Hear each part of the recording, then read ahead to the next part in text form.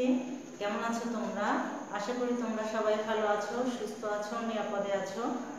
আজকে অনলাইন ক্লাসে তোমাদের সবাইকে স্বাগত জানাচ্ছি। আমি নাসিরা বেগম, প্রভাস ও যুক্তিবিদ্যা দেয়ানপুর এডুকেশন স্কুল অ্যান্ড কলেজ।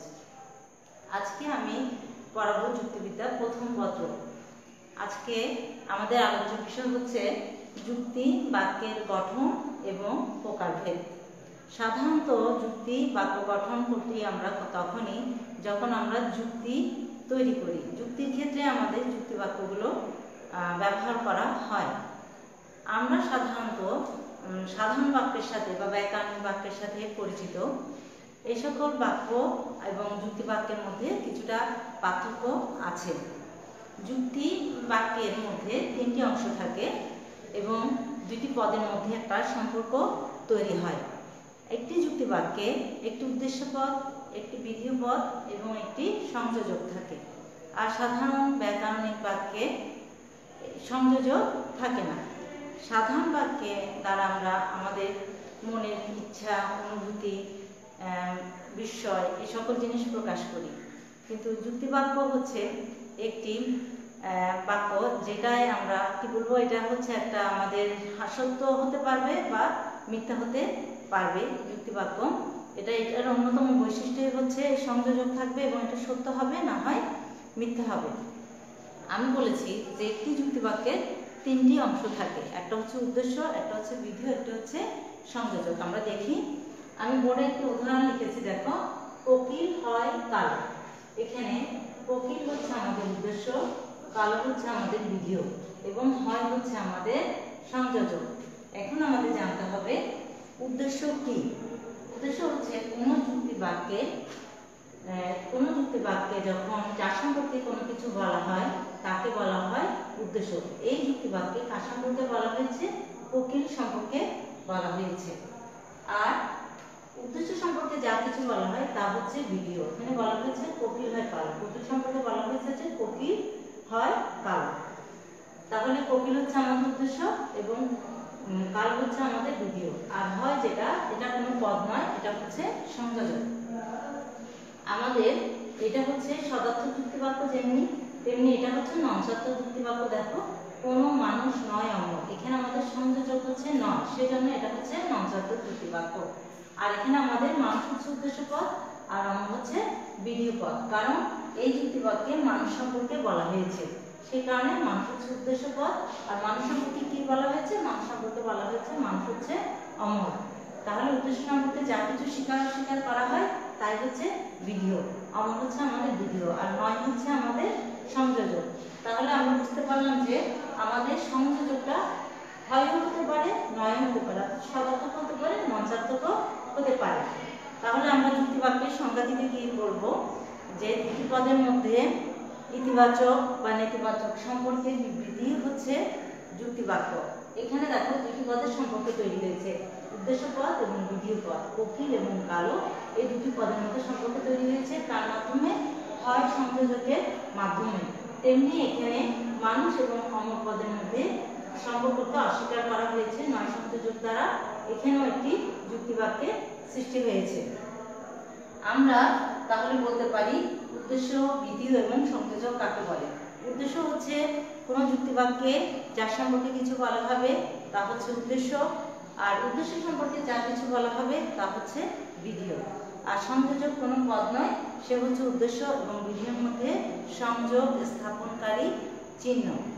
আমরা বলতে পারি যে সংযোজক কেমন হবে। সংযোজক সবসময় হওয়া ক্রিয়ার যে কোনো রূপ হবে, হন, হও, এই ধরনের। তেমনি আবার ননসার্থকের ক্ষেত্রে নও, নন এভাবে হতে পারে।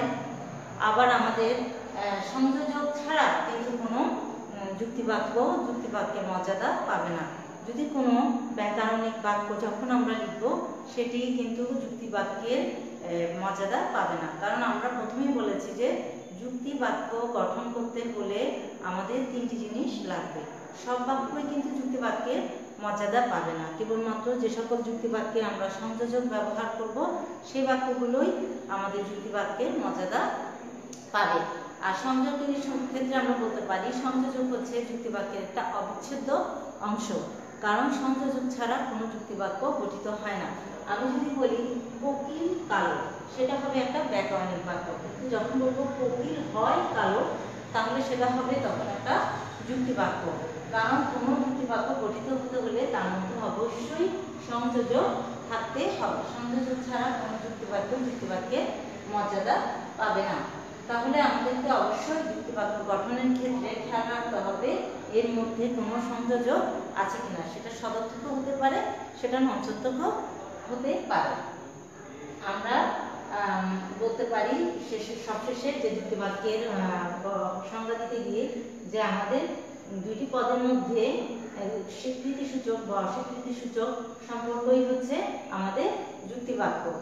আমাদের সংযোজকটা যদি স্বীকৃতিমূলক হয় তাহলে সেই বাক্যটা হবে সংযোজকটি হবে স্বীকৃতিসূচক, আর আমাদের সংযোজক যদি অস্বীকৃতিসূচক হয় তাহলে সেই সংযোজকটাকে বলতে পারি আমরা অস্বীকৃতিসূচক। কিন্তু কোনো সংযোজক না থাকলে কোনো বাক্যকে আমরা যুক্তিবাক্য বলতে পারবো না এবং সেই বাক্যটি যুক্তিবাক্যের কোনো মর্যাদা পাবে না।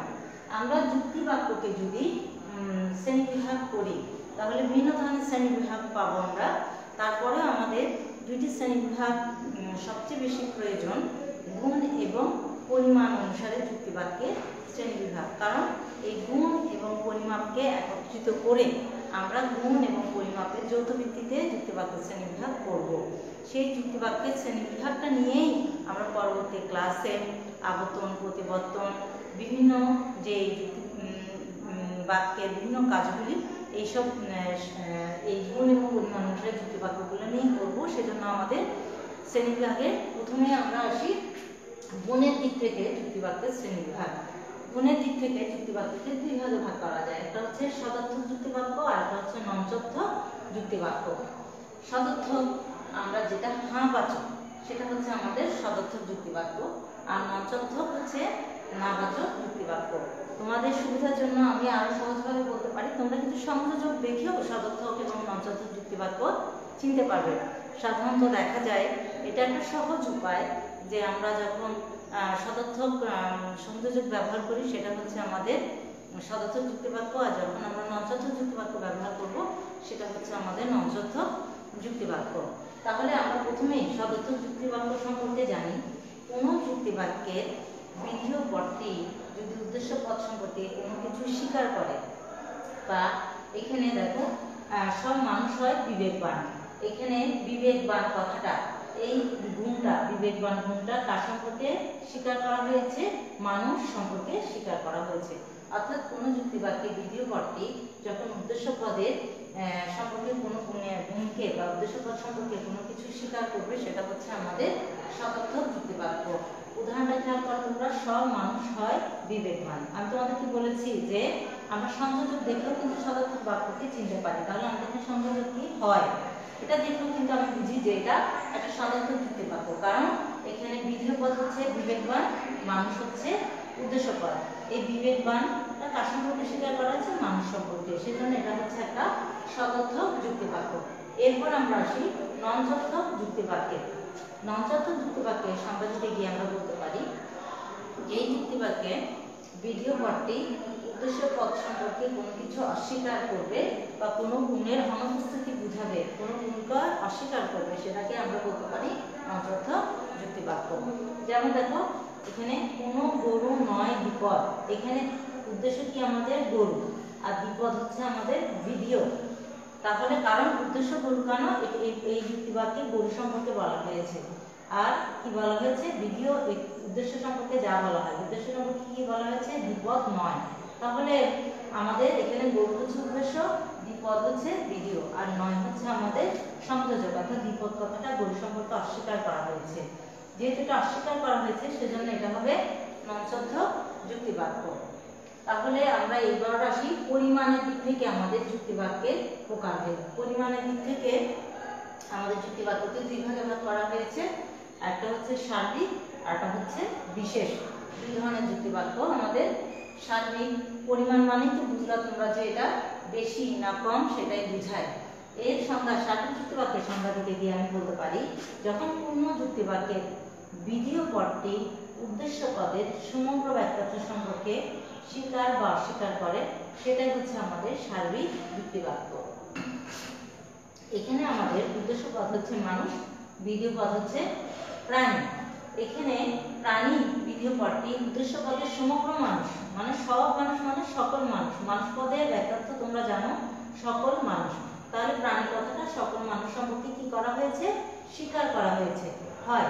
তাহলে এটা একদিকে তোমরা বুঝতে পারো যে এটা কিন্তু একটা সদর্থ যুক্তিবাক্য এবং এটা একটা সার্বিক যুক্তিবাক্য, কারণ এখানে প্রাণী কথাটি মানুষ পদের সমগ্র ব্যাখ্যার্থ সম্পর্কে স্বীকার করা হয়েছে। ঠিক উদাহরণটা খেয়াল করো আমি কিভাবে বলছি। বিধেয় পদটি উদ্দেশ্য পদের সমগ্র ব্যাখ্যার্থ মানে সব মানুষ স্বীকার করা হয়েছে হয়, হয় বলাতে এটা স্বীকার করা হয়েছে। তাহলে এটা হচ্ছে একটা সার্বিক যুক্তিবাক্য। এরপর আসো বিশেষ যুক্তিবাক্যে। যেই যুক্তিবাক্যের বিধেয় পদটি উদ্দেশ্য পদের আংশিক ব্যাখ্যার্থকে স্বীকার বা অস্বীকার করে তাকে বলে বিশেষ যুক্তিবাক্য।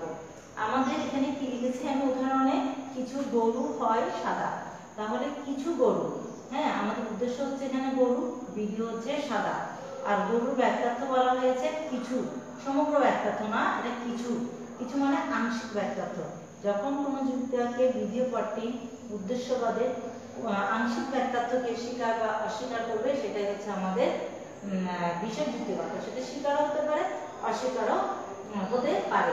এখানে বিধেয় সাদা পদটির উদ্দেশ্য গরুর আংশিক ব্যাখ্যা। আংশিক কেন বলছি, সকল গরু বলেনি, বলেছে কিছু গরু, এজন্য আংশিক ব্যাখ্যার্থ সম্পর্কে স্বীকার করা হয়েছে। যেহেতু এটার সংযোজক হচ্ছে হয়, সেজন্য আমরা বলবো যে এটা স্বীকার করা হয়েছে। তাহলে আমরা এটাই হচ্ছে আমাদের বিশেষ যুক্তিবাক্য। এর সংজ্ঞা দিকে গিয়ে আমরা বলবো, যখন কোন যুক্তিবাক্যে বিধেয় পদটি উদ্দেশ্য পদের আংশিক ব্যাখ্যা থেকে স্বীকার বা অস্বীকার করে তাকে বলা হয় বিশেষ যুক্তিবাক্য। তাহলে আমরা গুণ এবং পরিমাণ অনুসারে যুক্তিবাক্যের শ্রেণীবিভাগ জানলাম। এবার গুণ এবং পরিমাণকে একই সাথে যৌথ ভিত্তিতে আমরা যুক্তিবাক্যের শ্রেণীবিভাগ করব। দেখো আমি বলে লিখেছি, গুণ এবং পরিমাণের যৌথ ভিত্তিতে যুক্তিবাক্যকে 4 ভাগে ভাগ করা যায়। 1 হচ্ছে সার্বিক সদর্থ, 2 হচ্ছে সার্বিক মঞ্চর্থ এবং 3 হচ্ছে বিশেষ সদর্থ, 4 হচ্ছে বিশেষ মঞ্চর্থ। অর্থাৎ এখান থেকে আমরা গুণ এবং এখান থেকে পরিমাণ, সদর্থকের সাথে আমরা সার্বিক, সদর্থকের সাথে আমরা বিশেষ। ঠিক একইভাবে আমরা সার্বিকের সাথে যেমন একবার সদর্থক মঞ্চর্থক দিয়েছে, তেমনি বিশেষের সাথেও যুক্ত হয়েছে সদর্থক এবং মঞ্চর্থক। তাহলে আমরা যেহেতু সদর্থক কি জানি এবং সার্বিক কি জানি, তাহলে আমরা সার্বিক সদর্থকের সম্পর্কে বলতে গিয়ে বলতে পারি, যখন কোনো যুক্তিবাক্যের আমাদের কি হতে হবে, যে আমাদের যুক্তিবাক্যটা সদর্থক হতে হবে এবং সার্বিকও হতে হবে। তাহলে যখন যুক্তিবাক্যের বিধেয় পদটি উদ্দেশ্য পদের সমগ্র ব্যাখ্যার্থকে স্বীকার, এখানে অস্বীকার হবে না, শুধুমাত্র স্বীকার। যেমন আমি যদি লিখি, সকল মানুষ হয় মরণশীল। এখানে দেখো আমাদের উদ্দেশ্য হচ্ছে মানুষ, বিধি হচ্ছে মরণশীল। এই বিধেয় পদটি উদ্দেশ্য মানুষের সমগ্র ব্যাখ্যার্থকে স্বীকার করেছে। তাহলে এটা হচ্ছে একদিকে সার্বিক আর একদিকে সদর্থক। সদর্থক এজন্যই যে এর সংযোজক হচ্ছে হয়, আর সার্বিক এজন্যই যে এখানে মানুষ পদের সমগ্র ব্যাখ্যার্থকে স্বীকার করা হয়েছে। তাহলে এটা হবে সকল মানুষ হয় মরণশীল। আমাদের বিধেয় পদ উদ্দেশ্য পদের সমগ্র ব্যাখ্যার্থকে স্বীকার করেছে, সেজন্য এটা হচ্ছে সার্বিক একদিকে, আবার সদর্থক। ঠিক আমরা একইভাবে বলতে পারি সার্বিক মঞ্চর্থক। আমার যুক্তিবাক্যটা হতে হবে সার্বিক আবার মঞ্চর্থক। তাহলে আমি যদি দেখি, কোনো মানুষ নয় অমর, অমর, তাহলে আমাদের এখানে উদ্দেশ্য হচ্ছে মানুষ এবং অমর হচ্ছে বিধেয়। আমাদের হতে হবে কি সার্বিক প্লাস মঞ্চার্থক। সহজে বোঝার জন্য মঞ্চার্থক, আমার সংযোজক হচ্ছে এখানে মঞ্চার্থক। আর আমাদের সার্বিক কিভাবে বুঝবো, এখানে কোনো মানুষ নয় অমর, অর্থাৎ এখানে সকল মানুষ যে মরণশীল সেটাই বোঝানো হয়েছে। এখানে মানুষ পদের সমগ্র ব্যাখ্যার্থকে অস্বীকার করা হয়েছে, স্বীকার না, এটা অস্বীকার। যেহেতু আমাদের মঞ্চার্থক যুক্তিবাক্য, এটা হবে আমাদের সংযোজক হবে নয়, অর্থাৎ আমরা অস্বীকার করব, কোনো মানুষ নয় অমর। তাহলে আমরা এটা সংজ্ঞা দিতে গিয়ে বলতে পারবো, যখন কোনো যুক্তিবাক্যে বিধেয় পদটি উদ্দেশ্য পদের সমগ্র ব্যাখ্যার্থকে অস্বীকার করে সেটাই হচ্ছে আমাদের সার্বিক মঞ্চার্থক যুক্তিবাক্য। এরপর দেখো বিশেষ সদর্থক। বিশেষ সদর্থক, কোনো মানুষ হয় জ্ঞানী। এখানে দেখো আমরা উদ্দেশ্য পদ হচ্ছে কোন কোন মানুষ, জ্ঞানী হচ্ছে বিধেয় পদ। আমাদের জ্ঞানী হচ্ছে বিধেয় পদ। এখানে বিধেয় পদটি উদ্দেশ্য পদে আংশিক, যেহেতু এটি বিশেষ সদর্থক যুক্তিবাক্য, আংশিক মানুষ পদের আংশিক ব্যাখ্যার্থকে কি করেছে? স্বীকার করেছে। যেহেতু এটা সদর্থক সেজন্য এটা স্বীকার করেছে। তাহলে এই যুক্তিবাক্যে বিধেয় পদটি উদ্দেশ্য পদের আংশিক ব্যাখ্যার্থকে স্বীকার করেছে, সেজন্য এটা হচ্ছে বিশেষ সদর্থক যুক্তিবাক্য। আমরা তাহলে বলতে পারবো যে যুক্তিবাক্যে বিধেয় পদটি উদ্দেশ্য পদের আংশিক ব্যাখ্যার্থকে স্বীকার করবে, সেটাই হচ্ছে আমাদের বিশেষ সদর্থক যুক্তিবাক্য। এরপর দেখো বিশেষ নঞ্চাত্মক যুক্তিবাক্য। এটা যদি লিখি, কোনো কোনো মানুষ নয় ধনী। এখানে আমাদের সংযোজক, যেহেতু এটা নঞ্চাত্মক যুক্তিবাক্য, সংযোজক হচ্ছে নয়, আর আমাদের বিধেয় পদ ধনী আর উদ্দেশ্য পদ হচ্ছে কোনো কোনো মানুষ। এই ধনী কথাটা মানুষ সম্পর্কে, মানুষ শ্রেণী, কোনো মানুষ সম্পর্কে, সমগ্র ব্যাখ্যার্থ না, কিছু কিছু মানুষ সম্পর্কে অস্বীকার করা হয়েছে। কোনো মানুষ নয় ধনী। এখানে বিধেয় পদটি উদ্দেশ্য পদের আংশিক ব্যাখ্যার্থ সম্পর্কে অস্বীকার, যেহেতু সংযোজক নয়, অস্বীকার করা হয়েছে। তাহলে আমরা বিশেষ নঞ্চাত্মকের সংজ্ঞা দিতে গিয়ে বলতে পারি যে যুক্তিবাক্যে বিধেয় পদটি উদ্দেশ্য পদের আংশিক ব্যাখ্যার্থ সম্পর্কে অস্বীকার করে, সেটাই হচ্ছে আমাদের বিশেষ নঞ্চাত্মক যুক্তিবাক্য।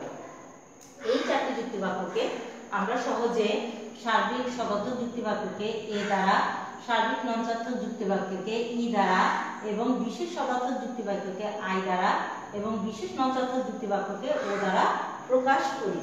আমরা যখনই এই যুক্তিবাক্যগুলো পড়বো, আমরা সহজভাবে বলার জন্য বলবো এ, ই, আই এবং ও যুক্তিবাক্য। আমাদের এত বড় নামের প্রয়োজন হবে না। আমরা যখন এই যুক্তিবাক্য বলবো, আমরা বলবো সার্বিক সদর্থক। ই যুক্তিবাক্য বললে বুঝবো এটা সার্বিক নঞ্চাত্মক, আই যুক্তিবাক্য বললে বিশেষ সদর্থক, এবং ও যুক্তিবাক্য বললে বিশেষ নঞ্চাত্মক যুক্তিবাক্য আমরা বুঝতে পারবো। আশা করি তোমরা আমার ক্লাসটা যদি ফলো করো, তাহলে বাক্য সম্পর্কে তোমাদের কোনো সমস্যা থাকবে না। তোমরা অবশ্যই উদাহরণের সাথে মিলিয়ে সংজ্ঞাগুলো বুঝে নেওয়ার চেষ্টা করবে। তাহলে তোমরা অবশ্যই এই অধ্যায়টা নিজেরা একটু বই খুলবে, পড়বে এবং বোঝার চেষ্টা করবে। কোনো সমস্যা থাকলে আশা করি আমাকে জানাবে। আজ এখানে শেষ। খোদা হাফেজ।